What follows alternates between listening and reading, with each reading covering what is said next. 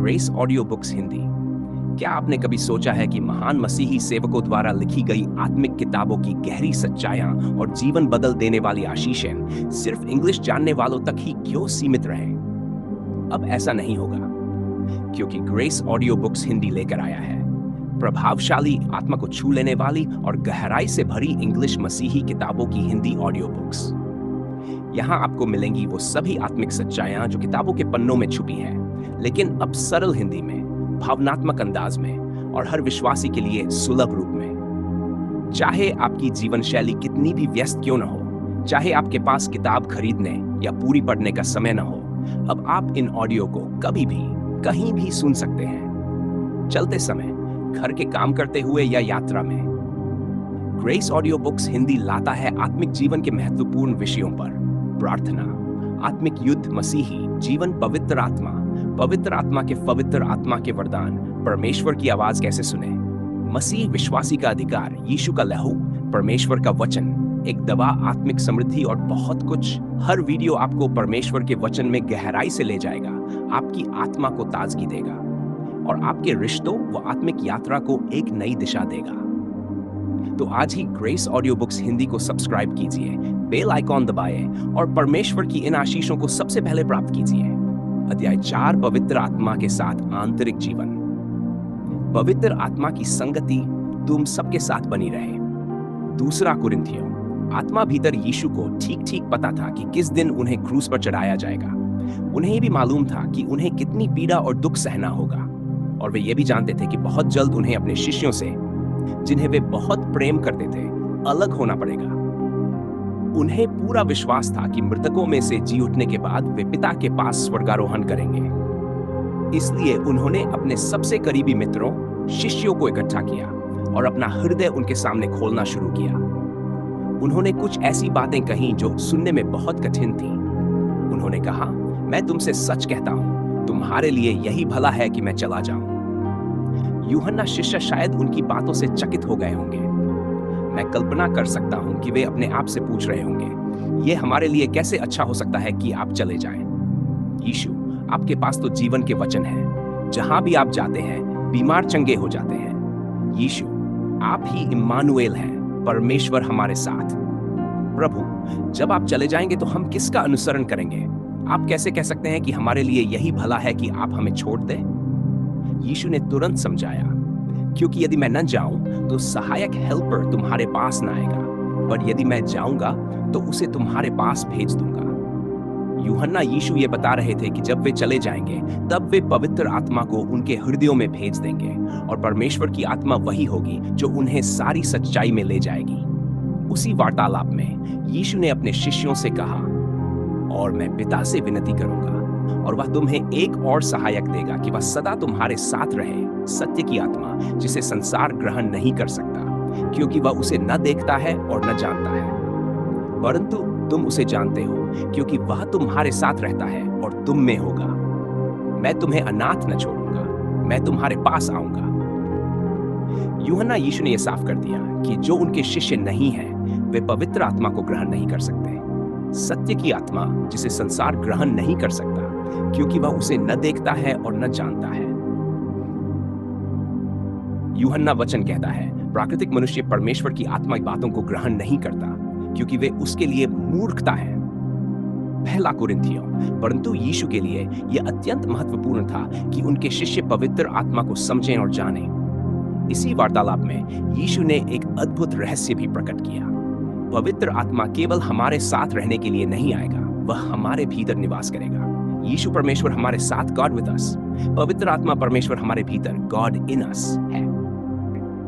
पवित्र आत्मा के साथ आंतरिक जीवन, वह रहस्य जो युगों और पीढ़ियों से छिपा रहा, अब हमें उसके पवित्र लोगों को प्रकट किया गया है, जो है मसीह तुम में, महिमा की आशा। कुलुस्सियों 1:26 और 27 स्वर्ग और पृथ्वी के सृष्टिकर्ता सचमुच अपनी आत्मा के द्वारा हमारे शरीरों में निवास करने आते हैं। जिस क्षण हम प्रभु के पास आते हैं और यीशु को अपने हृदय में ग्रहण करते हैं, अपने पापों से फिरने का निर्णय लेते हैं, एक अलौकिक घटना घटती है।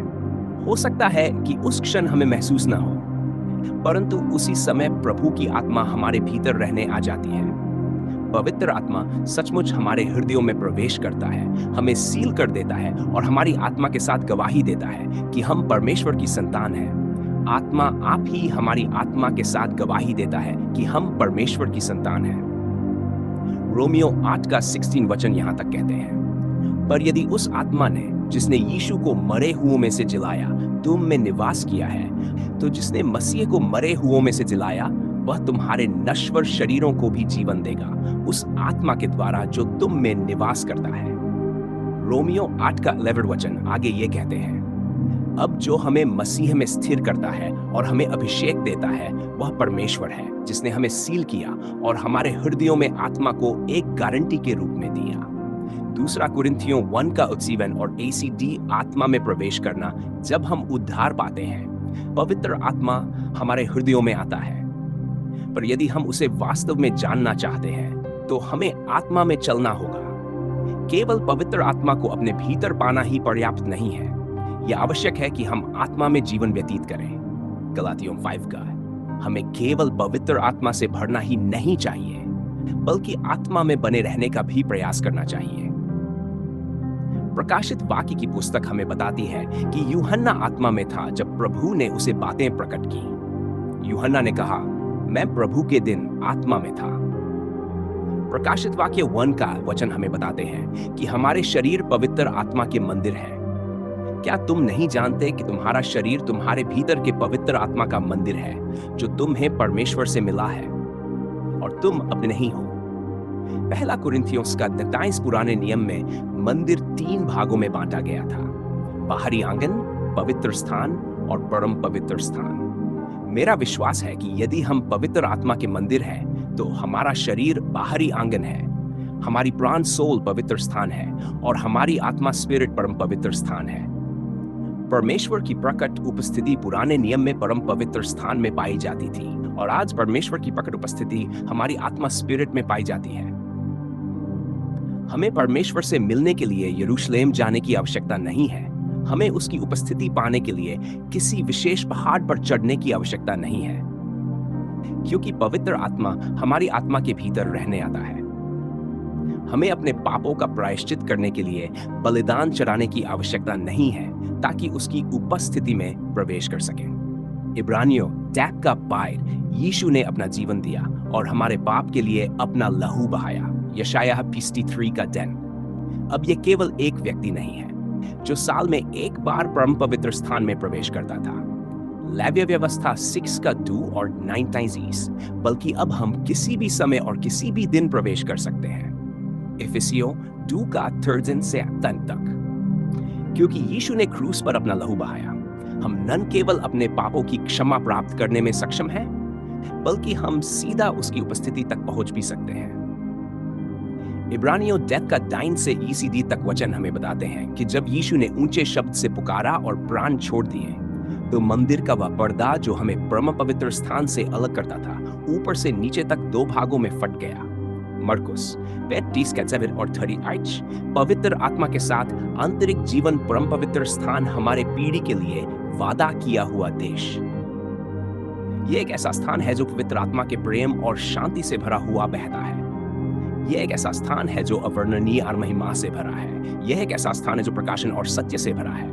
यह एक ऐसा स्थान है जो हमारे जीवन के लिए स्वर्ग के सपनों से भरा है।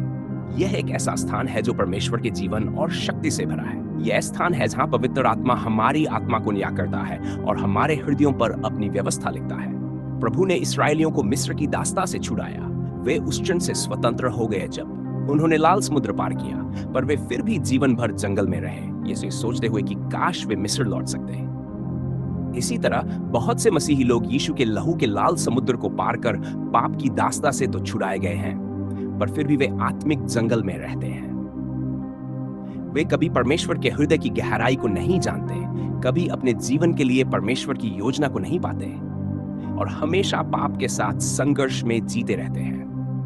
लेकिन एक पीढ़ी थी जो यर्दन नदी पार करने और वादा किए हुए देश में प्रवेश करने को तैयार थी। उन्होंने बड़ी लड़ाइयां लड़ी और बहुत सी बाधाओं को पार किया, पर उन्होंने अपने जीवन के लिए परमेश्वर की योजना को पूरा किया। प्रभु हमारी पीढ़ी को पुकार रहे हैं कि हम यर्दन नदी पार करें जो आत्मा की नदी रिवर ऑफ हिज स्पिरिट का प्रतिनिधित्व करती है, और परम प्रधान की गुप्त जगह सीक्रेट प्लेस में प्रवेश करें। इस स्थान में हम परमेश्वर की महिमा की परिपूर्णता और अपने जीवन में उसकी प्रचुरता का आनंद लेते हैं। न्यूयॉर्क सिटी में एक चमत्कार क्रूसेड में सेवा करने से पहले मैंने अपनी पत्नी को बुलाया और सभा के साथ कुछ शब्द शेयर करने के लिए आमंत्रित किया। मेरे आश्चर्य के लिए जब मैंने उसे माइक सौंपा तो वह उपस्थित लोगों के सामने रोने लगी। जब मैंने उसकी ओर देखा तो मैंने उसके जीवन पर पवित्र आत्मा को महसूस किया और प्रभु उसके माध्यम से बात करने लगे, ये कहते हुए कीमत चुका दी गई है या मूल्य चुका दिया गया है। मेरा लहू पहले ही बहाया जा चुका है। तुम मेरी उपस्थिति में क्यों नहीं आ रहे हो? तुम मेरे भीतरी आंगन के बाहर क्यों खड़े हो? कमरे में हर कोई परमेश्वर के हृदय से बहते हुए एक झरने की तरह महसूस कर सकता है। अचानक लोग पूरे कमरे में रोने लगे। पवित्र आत्मा की महिमा कमरे में भर गई और उसकी कायल करने वाली शक्ति ने लोगों के दिलों में उसके शब्दों को छेद दिया। मेरा मानना है कि आज भी हमारी सबसे बड़ी इच्छा उस जगह पर रहने की है जहां वह रहती है। यीशु ने प्रार्थना की, पिता, मैं चाहता हूं कि मैं जहां हूं वहां वे भी मेरे साथ रहें जिन्हें तूने मुझे दिया है, ताकि वे मेरी महिमा को देख सके जो तूने मुझे दी है।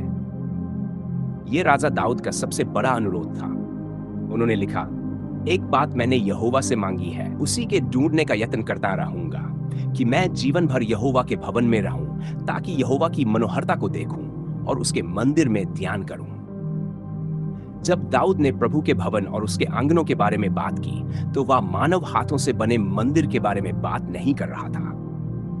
वह प्रभु की उपस्थिति में प्रवेश करने का जिक्र कर रहा था, जहां प्रभु अपनी सुंदरता और पवित्र आत्मा के साथ उसके हृदय को रहस्य प्रकट करने के लिए मोहित करेगा। दाऊद ने एक बार प्रभु की महिमा का सामना करने की इच्छा नहीं की। हर दिन वह आत्मा के गुप्त स्थान को अपना व्यक्तिगत निवास बनाने के लिए तरसता था। वह रोया, हे सर्वशक्तिमान प्रभु, तेरे निवास स्थान कितने प्यारे हैं। मेरी आत्मा तड़पती है, यहां तक कि परमेश्वर के आंगनों के लिए भी मूर्छित हो जाती है।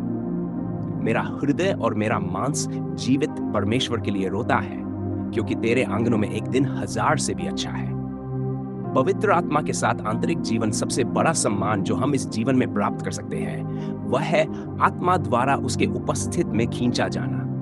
वचन घोषित करते हैं, धन्य है वह जिसे तू चुनता है और अपने पास आने देता है कि वह तेरे आंगनों में वास करे।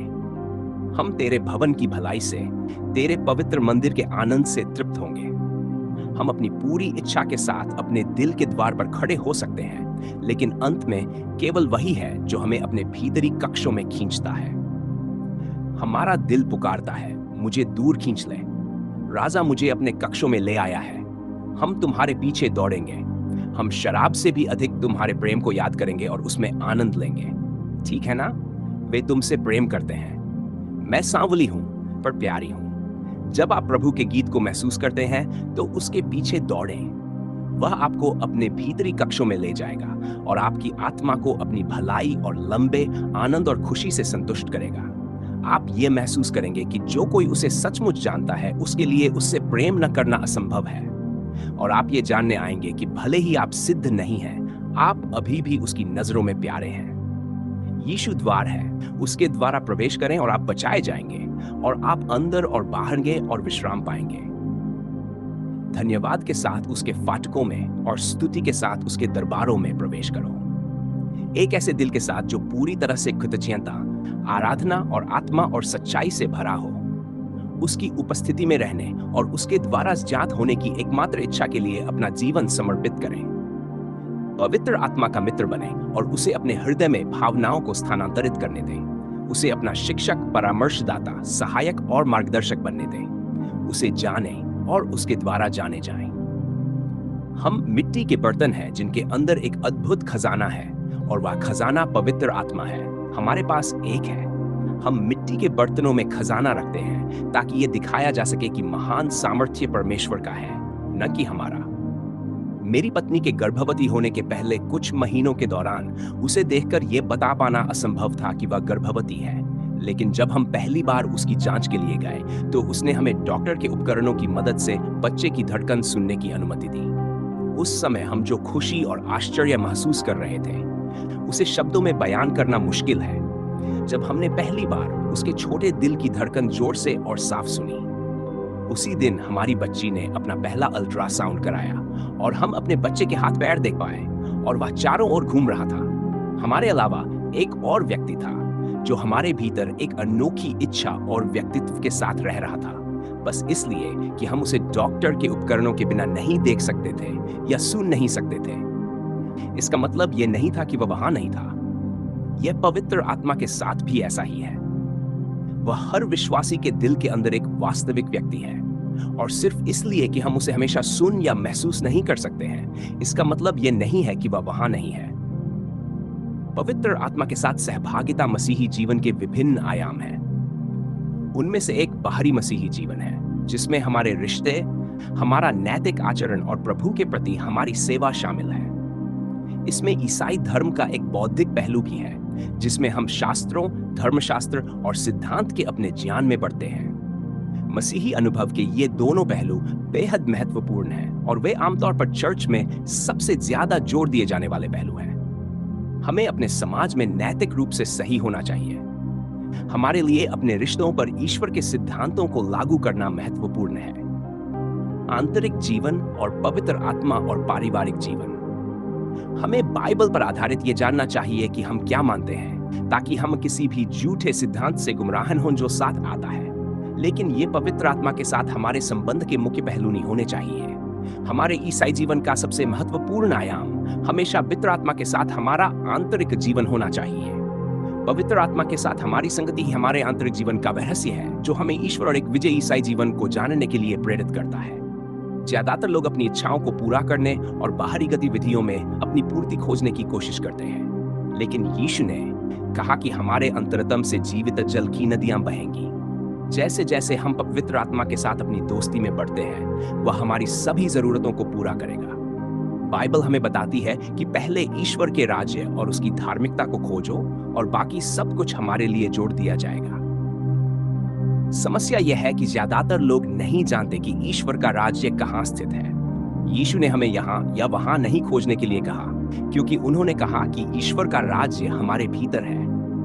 जब हम अपने पापों से पश्चाताप करने और सुसमाचार में विश्वास करने का चयन करते हैं, तो ईश्वर का राज्य अब हमारी पहुंच से दूर नहीं रहता है। ईश्वर का राज्य, जो धार्मिकता, आनंद और शांति है, हमारे भीतर आता है। बाइबल के अनुसार हम आत्मा, प्राण और शरीर से बने हैं। अब शांति का परमेश्वर स्वयं तुम्हें पूरी तरह से पवित्र करे और तुम्हारी आत्मा, प्राण और शरीर हमारे प्रभु यीशु मसीह के आने पर निर्दोष रूप से सुरक्षित रखे जाएं। हमारा शरीर हमारा भौतिक अस्तित्व है, जिसका संबंध भौतिक दुनिया से है। हमारे प्राण में हमारी इच्छा और पारिवारिक जीवन। हमें बाइबल पर आधारित ये जानना चाहिए कि हम क्या मानते हैं, ताकि हम किसी भी झूठे सिद्धांत से गुमराह हों जो साथ आता है। लेकिन ये पवित्र आत्मा के साथ हमारे संबंध के मुख्य पहलू नहीं होने चाहिए। हमारे ईसाई जीवन का सबसे महत्वपूर्ण आयाम हमेशा पवित्र आत्मा के साथ हमारा आंतरिक जीवन होना चाहिए। पवित्र आत्मा के साथ हमारी संगति ही हमारे आंतरिक जीवन का रहस्य है, जो हमें ईश्वर और एक विजयी ईसाई जीवन को जानने के लिए प्रेरित करता है। ज्यादातर लोग अपनी इच्छाओं को पूरा करने और बाहरी गतिविधियों में अपनी पूर्ति खोजने की कोशिश करते हैं, लेकिन यीशु ने कहा कि हमारे अंतरतम से जीवित जल की नदियां बहेंगी। जैसे जैसे हम पवित्र आत्मा के साथ अपनी दोस्ती में बढ़ते हैं, वह हमारी सभी जरूरतों को पूरा करेगा। बाइबल हमें बताती है कि पहले ईश्वर के राज्य और उसकी धार्मिकता को खोजो और बाकी सब कुछ हमारे लिए जोड़ दिया जाएगा। समस्या यह है कि ज्यादातर लोग नहीं जानते कि ईश्वर का राज्य कहां स्थित है। यीशु ने हमें यहाँ या वहां नहीं खोजने के लिए कहा, क्योंकि उन्होंने कहा कि ईश्वर का राज्य हमारे भीतर है। जब हम अपने पापों से पश्चाताप करने और सुसमाचार में विश्वास करने का चयन करते हैं, तो ईश्वर का राज्य अब हमारी पहुंच से दूर नहीं रहता है। ईश्वर का राज्य, जो धार्मिकता, आनंद और शांति है, हमारे भीतर आता है। बाइबल के अनुसार हम आत्मा, प्राण और शरीर से बने हैं। अब शांति का परमेश्वर स्वयं तुम्हें पूरी तरह से पवित्र करे और तुम्हारी आत्मा, प्राण और शरीर हमारे प्रभु यीशु मसीह के आने पर निर्दोष रूप से सुरक्षित रखे जाएं। हमारा शरीर हमारा भौतिक अस्तित्व है, जिसका संबंध भौतिक दुनिया से है। हमारे प्राण में हमारी इच्छा, यादें और बुद्धि मिलकर हमारे व्यक्तित्व का निर्माण करती हैं। हमारी आत्मा ही वह जगह है जहां हम ईश्वर के साथ संगति करते हैं। ये हमें आत्मा और शरीर के साथ हमारी संगति को बेहतर ढंग से समझने में मदद करता है, क्योंकि ये दोनों हमारे अस्तित्व के अलग-अलग हिस्से हैं। क्योंकि परमेश्वर का वचन जीवित और प्रबल है और किसी भी दोधारी तलवार से भी तेज है, जो आत्मा और प्राण और जोड़ों और मज्जा के विभाजन को भेदता है। जब हम विश्वास द्वारा यीशु को ग्रहण करते हैं, तो पवित्र आत्मा हमारी आत्मा में वास करने आता है। धर्म ग्रंथ घोषित करते हैं, स्वयं आत्मा हमारी आत्मा के साथ गवाही देती है कि हम परमेश्वर की संतान हैं। हमारी आत्मा हमारे सबसे भीतरी हिस्से में पाई जाती है और बदले में शरीर आत्मा को ढक लेता है। निर्णय आत्मा में लिए जाते हैं, लेकिन बाहर की ओर उनका झुकाव हमारे 5 शारीरिक इंद्रियों दृष्टि, श्रवण, स्पर्श, स्वाद और गंध की ओर होता है। लेकिन अगर हम परमेश्वर के साथ एक व्यक्तिगत संबंध बनाना चाहते हैं, तो हमें पवित्र आत्मा के साथ अपनी आत्मा को अंदर की ओर करना सीखना होगा, जहां वह वास करता है। यह एहसास पूरी तरह से उस तरह से बदल जाता है जिस तरह से ज्यादातर लोग ईसाई धर्म को देखते हैं। ज्यादातर लोग मानते हैं कि परमेश्वर स्वर्ग में है, जो एक ऐसी जगह है जो हजारों मील दूर है। वे मानते हैं कि वे मरने के बाद ही उनसे मिलेंगे। वे मानते हैं कि वे मरने के बाद ही परमेश्वर को आमने सामने देखेंगे और उनसे बात करेंगे। ज्यादातर लोग सोचते हैं कि ईसाई धर्म परमेश्वर से प्रार्थना करने, उसके आदेशों का पालन करने और धर्म ग्रंथों का ज्ञान प्राप्त करने के बारे में है। हाँ, स्वर्ग एक ऐसी जगह है जहां हम मरने के बाद परमेश्वर से मिलेंगे। हमें उसके आदेशों का पालन करना चाहिए और धर्म ग्रंथों की प्रार्थना और पालन करना चाहिए।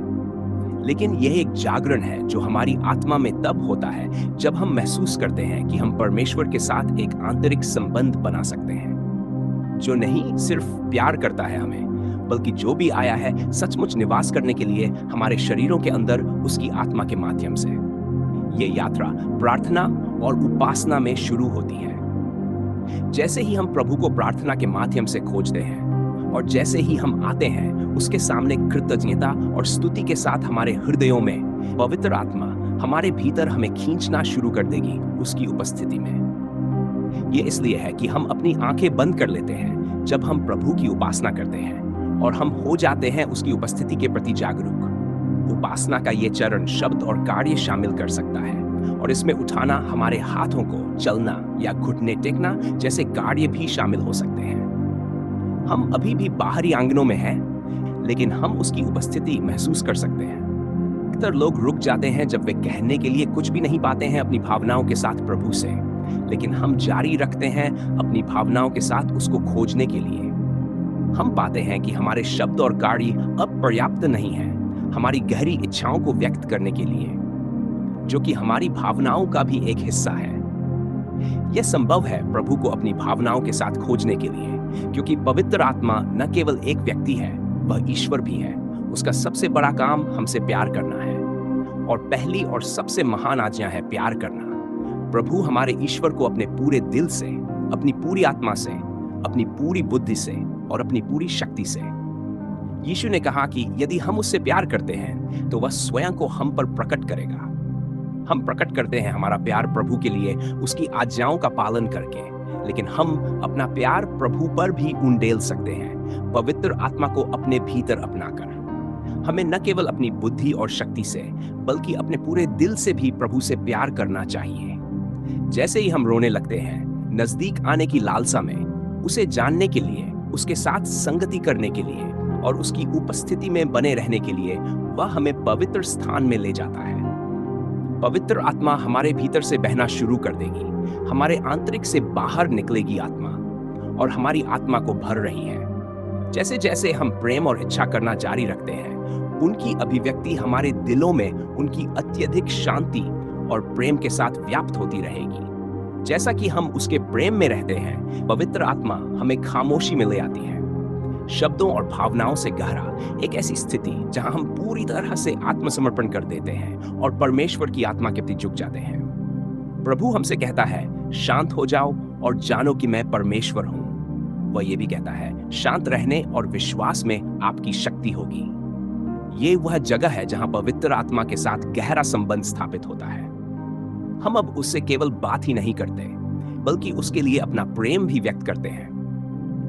अब वह हमसे बात करता है और हमारे लिए अपना प्रेम व्यक्त करता है। हम उसकी उपस्थिति से इतने भरे हुए हैं कि शब्द अर्थहीन हो जाते हैं। मौन का स्थान वह स्थान है जहां हम उसकी उपस्थिति को महसूस करते हैं और हम जानते हैं कि वह हमारा परमेश्वर है। हम पवित्र स्थानों के परम पवित्र स्थान में प्रवेश कर चुके हैं, वह स्थान जहां आत्मा निवास करती है। आत्मा अब हमारे भीतर सिर्फ एक मेहमान नहीं है, बल्कि अब हम आत्मा में हैं। ये एक ऐसा स्थान है जहां उसकी सच्चाई और प्रकाशन हमारे दिलों को प्रकाशित करते हैं। हमारे भीतर आत्मा का होना और आत्मा में होना, इन दोनों में बहुत बड़ा अंतर है। पवित्र आत्मा से भरे होने और आत्मा में रहने के बीच बहुत बड़ा अंतर है। यह वह स्थिति है जिसके बारे में दाऊद ने तब लिखा था जब उसने लिखा था, जो परम प्रधान के गुप्त स्थान में रहता है वह सर्वशक्तिमान की छाया में बना रहेगा। उन लोगों के लिए अद्भुत वादे हैं जो प्रभु को अपना आश्रय चुनते हैं। प्रभु अपनी उपस्थिति से हमारी रक्षा करेगा, दुश्मनों से हमें छुड़ाएगा और आपदा से बचाएगा।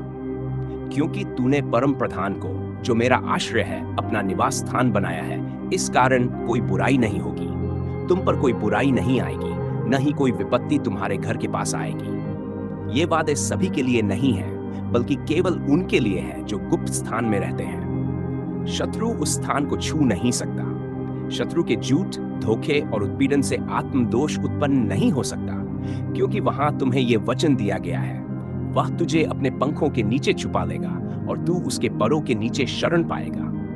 प्रभु केवल शत्रु से ही हमारी रक्षा नहीं करते, बल्कि वह हमें मनुष्यों के धोखे और शब्दों से भी बचाते हैं। क्योंकि वचन कहता है, तू उन्हें अपने मुख की उपस्थिति से मनुष्यों की योजनाओं से गुप्त स्थान में छुपाएगा। तू उन्हें जीभों की लड़ाई से एक मंडप में गुप्त स्थान में रखेगा। इस जगह में पवित्र आत्मा हमें डर से भी आजादी देता है। तू न तो रात के आतंक से डरेगा, न दिन में चलने वाले तीर से, न ही उस विपत्ति से जो अंधेरे में चलती है, न ही उस विनाश से जो दोपहर को उजाड़ता है। हमें वचन के अनुसार अधिकार भी मिला है कि हम शत्रु को नष्ट कर सकें। तू सिंहा और नागिन पर चलेगा, तू जवान सिन्हा और सर्प को पैरों तले रौंदेगा। लेकिन सबसे महत्वपूर्ण बात उन लोगों के लिए जो उसे जानना और उसे सबसे महान, उनके रहने का स्थान बनाना चाहते हैं, प्रभु ये वादा करते हैं, क्योंकि उसने मुझसे प्रेम किया है, इसलिए मैं उसे बचाऊंगा, मैं उसे ऊंचे स्थान पर रखूंगा, क्योंकि उसने मेरा नाम जान लिया है। वह मुझे पुकारेगा और मैं उसे उत्तर दूंगा। मैं संकट में उसके साथ रहूंगा, मैं उसे छुड़ाऊंगा और उसका आदर करूंगा। मैं उसे लंबी उम्र से संतुष्ट करूंगा और उसे अपना उद्धार दिखाऊंगा। यीशु ने आत्मा की इस स्थिति का भी उल्लेख तब किया जब उन्होंने घोषित किया, मैं दाखलता हूं, तुम डालियां हो। जो मुझ में बना रहता है और मैं उसमें, वही बहुत फल लाता है, क्योंकि मेरे बिना तुम कुछ भी नहीं कर सकते। अपनी शक्ति के बिना एक डाली सूख जाएगी और मर जाएगी। जिस तरह एक डाली दाखलता के बिना जीवित नहीं रह सकती, उसी तरह हम भी उसमें बने रहे बिना जीवन और भरपूर जीवन प्राप्त नहीं कर सकते। धर्मग्रंथ स्पष्ट रूप से घोषणा करते हैं कि आत्मा ही वह है जो जीवन देती है, और हम मसीह में बने रहे बिना ये जीवन प्राप्त नहीं कर सकते। यीशु हमें यह भी बताते हैं कि एक फलदायक मसीह जीवन जीने का यही रहस्य है। यदि हम आकर उसमें बने रहते हैं तो पवित्र आत्मा आत्मिक जीवन देगा। उस जीवन और गुण से फल बढ़ेगा। आत्मा का फल हमारे जीवन में प्रकट होने लगेगा और हमारी सेवकाई का फल भी बढ़ेगा, क्योंकि हम लगातार उसमें बने रहते हैं। जैसे ही हम मसीह में बने रहते हैं, हम उसी तरह चलेंगे जैसे वह चला था। प्रभु ने यह रहस्य बेथानी की मरियम को प्रकट किया। उसने यीशु की उपस्थिति में बस प्रतीक्षा करने और उसकी आवाज सुनने के महत्व की खोज की। जब यीशु उसके घर पर आए हुए थे तो मार्था प्रभु की सेवा में व्यस्त थी, और जब उसने देखा कि उसकी बहन मरियम मदद नहीं कर रही है बल्कि यीशु के चरणों में बैठी है, तो उसने प्रभु से शिकायत की। यीशु ने उसे उत्तर दिया, मार्था मार्था, तुम बहुत सी बातों के लिए चिंतित और परेशान हो, लेकिन एक ही चीज की जरूरत है, और मरियम ने वह अच्छा भाग चुना है जो उससे छीना नहीं जाएगा। यह उत्तर वास्तव में अद्भुत है, लेकिन प्रभु की सेवा करना वह नहीं है जिसकी आवश्यकता है। ज्यादातर लोग कई बातों को लेकर चिंतित और परेशान रहते हैं, लेकिन एक ही चीज की जरूरत है, और वह है बस उसकी उपस्थिति में इंतजार करना और उसकी आवाज सुनना। प्रभु ने हमें इसलिए नहीं बचाया कि हम केवल उसके सेवक बन जाएं। उसने हमें बचाया ताकि हम उसके साथ एक व्यक्तिगत रिश्ता बना सकें। इंतजार करने से हमारी आत्माएं बहाल होती है और हमारी ताकत बढ़ती है। वचन कहते हैं, परंतु जो यहोवा की बाट जोहते हैं वे नए बल से उड़ेंगे, वे उकाबों के समान पंख फैलाएंगे, वे दौड़ेंगे और थकेंगे नहीं, और चलेंगे और मूर्छित न होंगे। एलिया जेजेबेल से भाग रहा था और बहुत निराश और उदास था। उसने खुद को माउंट होरेब की एक गुफा में पाया। प्रभु ने एलिया से बात की, बाहर जाओ और मेरे सामने पहाड़ पर खड़े हो जाओ। और देखो, प्रभु वहां से गुजरा और उसके सामने एक बड़ा और शक्तिशाली तूफान आया जिसने पहाड़ों को चीर डाला और चट्टानों को तोड़ दिया। परंतु प्रभु तूफान में नहीं था। और तूफान के बाद एक भूकंप आया, परंतु प्रभु भूकंप में नहीं था। और भूकंप के बाद आग लगी, परंतु प्रभु आग में नहीं था। और आग के बाद एक धीमी शांत आवाज आई। और जब एलिया ने इसे सुना तो उसने अपने चेहरे को अपने लबादे में लपेट लिया और बाहर चला गया और गुफा के प्रवेश द्वार पर खड़ा हो गया। अचानक एक आवाज उससे बात करने लगी। एलिया ने यह आवाज सुनी और अपने चेहरे को अपने लबादे में लपेटकर उसे छिपा लिया। उसने अपने चेहरे को अच्छी तरह से ढक लिया और प्रभु ने उसे बात करने के लिए धीमी शांत आवाज में बात करना शुरू किया। बहुत से लोग पवित्र आत्मा की अभिव्यक्तियों में प्रभु को खोजते हैं, आग में, भूकंप में या हवा में, जो सभी पवित्र आत्मा के गुजरने के उत्पाद है, लेकिन जहां वह नहीं है। पवित्र आत्मा की अभिव्यक्तियों में महान शक्ति और आश्चर्य है, लेकिन अगर हम उसे खोजना चाहते हैं तो हम उसे उसकी धीमी शांत आवाज में पाएंगे। जब हम एक आवाज सुनते हैं तो ये इसलिए होता है क्योंकि कोई वास्तविक व्यक्ति हमसे बात कर रहा होता है। जब हम पवित्र आत्मा की आवाज सुनते हैं तो हम समझते हैं कि वह केवल शक्ति का प्रकट होना ही नहीं है, बल्कि वह कोई है जो हमें अपने साथ एक संबंध बनाने के लिए खींच रहा है। केवल जब हम ये समझ लेते हैं कि अपने आप को उसकी उपस्थिति में छिपाना कितना महत्वपूर्ण है, तभी हम उसकी धीमी कोमल आवाज सुनना शुरू करेंगे। ता और आत्मा में बने रहना। यीशु ने पुकार कर कहा, हे यरूशलेम यरूशलेम, तू जो भविष्यद्वक्ताओं को मार डालती है और जो तेरे पास भेजे जाते हैं उन्हें पत्थरों से मार डालती है।